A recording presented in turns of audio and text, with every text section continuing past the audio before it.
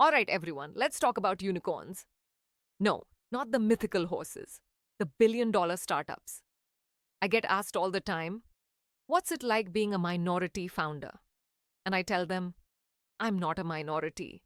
My startup just hasn't hit $1 billion yet. But let's get serious for a second. We've got this data, right? It says that 44% of US unicorn founders are immigrants, nearly half. I saw that number and thought, wow, 44%? That's a C on the report card. We got to get those numbers up. It's not a coincidence, it's a necessity. We didn't come here for the free ping pong tables.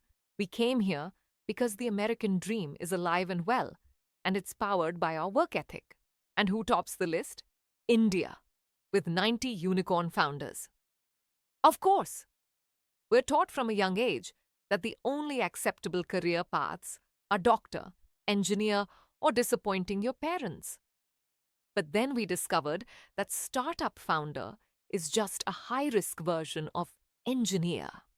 And now our parents are just confused but proud. The data also shows that 8% of US unicorns were initially founded outside the United States before relocating. We don't call that a relocation. We call it the strategic global expansion pivot. My last company was founded in a small basement in Bangalore. But on the pitch deck, we called it our Global Operations Center. They say America's innovation ecosystem thrives on global talent, and that the split between US-born and immigrant founders is a powerful complementarity. That's a fancy way of saying American founders are great at marketing, and we are great at doing all the hard technical stuff. It's a perfect match. We build the product, they tell a compelling story about it.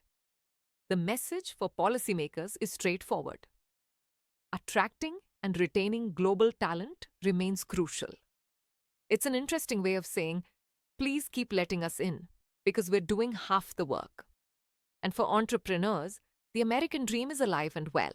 But for us, it's less of a dream and more of a spreadsheet with a ticking H-1B visa countdown. In the end, our story is a global one. It's about different worlds colliding.